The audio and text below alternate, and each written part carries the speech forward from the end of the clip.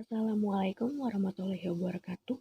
Perkenalkan, nama saya Excel Tabu Anggita Saltedio dengan nomor induk mahasiswa 13086210616. Di sini saya akan menerangkan tentang Anabaena SP. Berikut adalah topik bahasan yang akan kita bahas pada video kali ini. Yang pertama ada pendahuluan, taksonomi, karakteristik, habitat, siklus hidup atau reproduksi, serta kebermanfaatan atau peranan dari Anabaena itu sendiri. Pendahuluannya, Anabaena sp adalah salah satu jenis ganggang biru hijau. Alga ini dapat mengikat nitrogen. Pada umumnya ditemukan di perairan dangkal dan tanah lembab. Apabila berada di iklim sedang ke panas, alga ini dapat membentuk bunga air. Anabaena sendiri berbentuk soliter ataupun koloni. Anabaena sp merupakan organisme prokaryotik, heterogen, dan juga fotosintetik. Taksonomi dari Anabaena sp itu sendiri, kerajaannya dia berasal dari kingdom Bacteria, divisi Cyanobacteria, kelas Cyanophyceae, bangsa Nostocales, keluarga Nostocaceae, marganya Anabaena dengan jenis Anabaena sp. Kita lanjut ke karakteristik. Anabaena sendiri mempunyai warna biru kehijauan. Biru kehijauannya ini tuh berasal dari pigmen klorofil yang berwarna hijau, karotenoid berwarna oranye, serta pigmen vicobilin yang terdiri dari vicocyanin yang berwarna biru dan vicoerectin yang berwarna merah. Nah, gabungan-gabungan dari pigmen ini akan membuat si Anabaena sendiri warnanya menjadi biru kehijauan. Selanjutnya, selnya itu berbentuk bulat. Ada yang soliter, namun pada umumnya biasa kita temui itu berkoloni.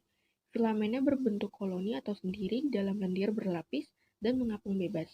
Nah, Anabaena ini sendiri karena masuk ke divisi Cyanobacteria berarti termasuk salah satu mikroalga yang besar. Nah, oleh karena itu ukurannya sekitar 0,5 sampai 60 mikrometer. Lalu terdapat heterosista yang berfungsi untuk mengikat oksigen. Anabaena sp sendiri memiliki aktinat yang berdinding tebal dan Anabaena ini bersifat autotrof karena memiliki zat klorofil. Habitat Anabaena itu dia hidup di air tawar, di dalam tanah, dan sisa-sisa makhluk hidup. Pada umumnya Anabaena itu ditemukan di tersebar luas di air tawar. Di sana Anabaena itu muncul sebagai anggota plankton dan bentos. Selain di air tawar, Anabaena juga hidup secara melimpah di kolam pasang surut, terumbu karang, bahkan beberapa jenis Anabaena hidup di lautan plankton. Kalau di daratan, Anabaena itu dapat ditemukan pada kedalaman sekitar 1 meter atau 39 inci atau bahkan lebih.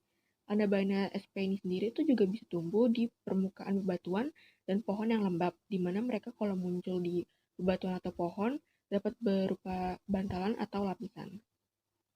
Selanjutnya kita akan membahas siklus hidup atau reproduksi dari Anabaena sp sendiri. Diketahui Anabaena sp itu dapat melakukan proses reproduksi secara 3 cara. Yang pertama ada pembelahan sel. Jadi selnya itu membelah menjadi 2 bagian dan membentuk sel baru. Sel-sel yang terpisah itu akan tetap bergabung membentuk koloni. Nah, sel yang membelah menjadi 2 saling terpisah sehingga membentuk sel-sel tunggal. Pada beberapa generasi sel itu membelah searah dan tidak saling terpisah sehingga membentuk filamen yang terdiri atas deretan mata rantai sel yang disebut dengan trikom. Lalu yang kedua ada fragmentasi. Fragmentasi itu adalah cara memutuskan bagian tubuh yang kemudian tubuhnya itu akan membentuk sebuah individu baru. Pada filamen yang panjang, bila salah satu sel yang mati, maka sel mati itu akan membagi filamen menjadi 2 bagian atau lebih. Lalu yang terakhir ada spora vegetatif. Pada keadaan yang tidak menguntungkan, heterokis tetap mampu bertahan karena dinding selnya tebal dan banyak mengandung bahan makanan. Nah, setelah lingkungan kembali menguntungkan, heterokis baru dapat membentuk filamen yang baru. Kita ada kebermanfaatan atau peranan dari Anabaena itu sendiri. Nah, Anabaena itu dapat menambah nitrogen dengan bersimbiosis dengan paku air.